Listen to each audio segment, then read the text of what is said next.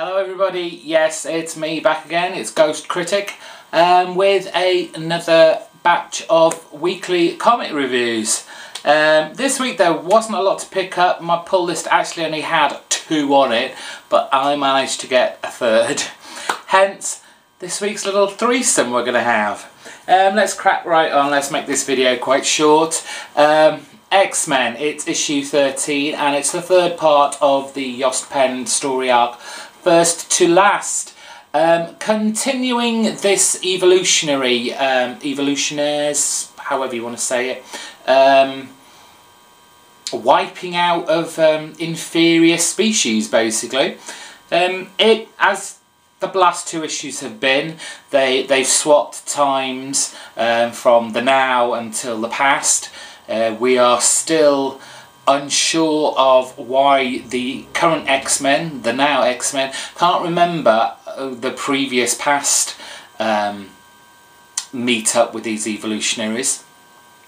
But it's a rollicking good read. There's plenty of action here. Scott is hiding out in a bunker, still being a wuss, while all the X-Men across the world are fighting, or at least trying to fight these evolutionaries without much success. And then we get this nice little, I suppose it's right at the very end, a nice little, ooh, what's going on here? And there seems to be a great deal about Emma Frost and her participation in what happened in the past, which is fun, which is intriguing, and it's certainly piqued my interest in this storyline. Again, I'm not convinced with the whole artwork. The Medina doing the now and the Talajic doing the then artwork. It doesn't mesh. I know the reason they're doing it, but I don't think it's really necessary.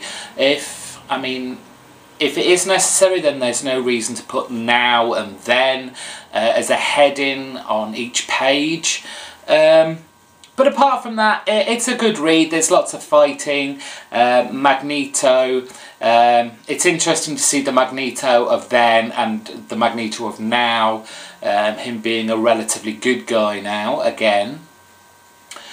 So, yeah, it's interesting. It'll be, with the whole Uncanny X-Men ending and this whole Fear Itself arc that's running through the big event of Marvel at the moment, that I'm really not interested in. It would be interesting to see if this fits into it in any way, shape or form. It doesn't have the Fear Itself tag on it, so I'm thinking maybe not, because I think they would be, you know, advertising this to the hilt. But still, good read, wasn't disappointed. Then we have Vertigo title. It's the Cinderella Fables Are Forever. This is issue 5 of 6, and I have to say I haven't been as enchanted as I have been on the previous mini-series that Cinderella had. That seemed a lot more fun and a lot more kind of streamlined as a storyline goes. Not that this isn't fun. It is. There are a lot of funny bits, a lot of quirky bits, and a lot of oh my god, they just did they, kind of moments. What we have is Ivan and Cinderella are on their way to the Emerald City, where Cinderella has purposely got herself caught. She's purposely put herself in this trap.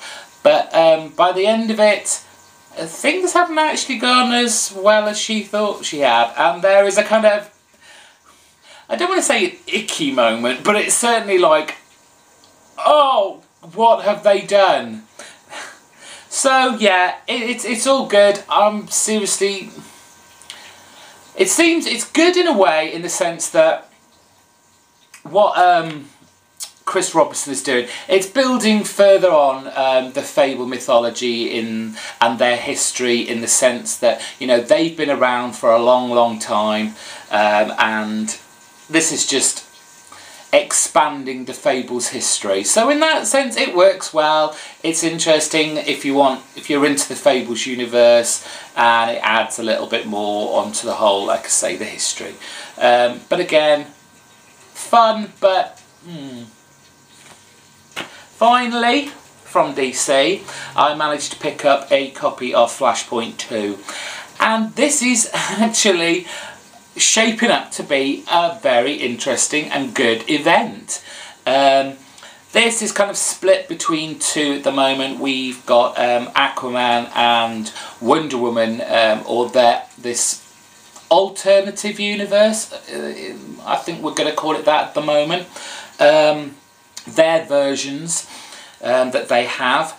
And on the other hand, we have Barry Allen and his continued storyline, trying to explain to Batman, who we now know is not Bruce Wayne. In this universe, Bruce Wayne was the one that died in the alley, and it was his father, Thomas Wayne, that took on the mantle of the Bat. And Barry's trying to explain what has happened, and he seems to jump to some very big conclusions about who's behind all this. We'll have to read on whether he is right or he is wrong. I think it's likely that he's going to be wrong. But then they have this whole trying to recreate the experiment where Barry Allen got his Flash powers, and as this universe's Batman says, you know, lightning doesn't strike twice. And, well, if you've already read it, this has been out for a while. I think I can say this without being all spoilerific. It doesn't work out well, or at least that's what we think given the last final page. What is best about this issue is, of course, Andy Kubert's artwork on this. It is just fantastic. Every page just draws you in, whether it's a big splash page, whether it's just like just one panel. It's so nicely detailed and clean and crisp, and it's just a joy to look at. There is no reason why anyone shouldn't be picking this up.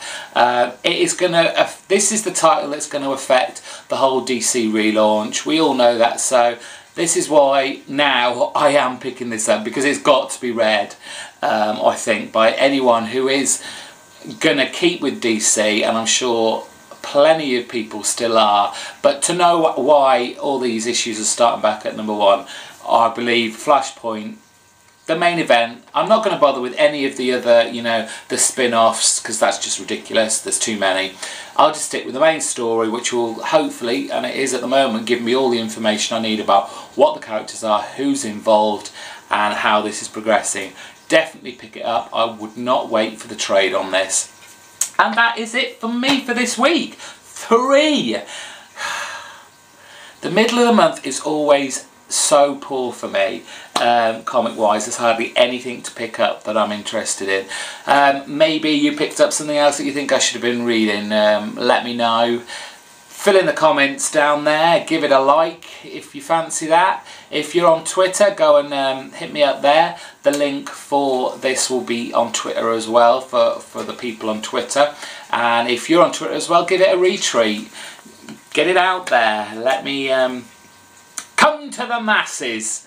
Anyway, that is me out. It's Ghost Critic for the week. I'll see you soon. Bye.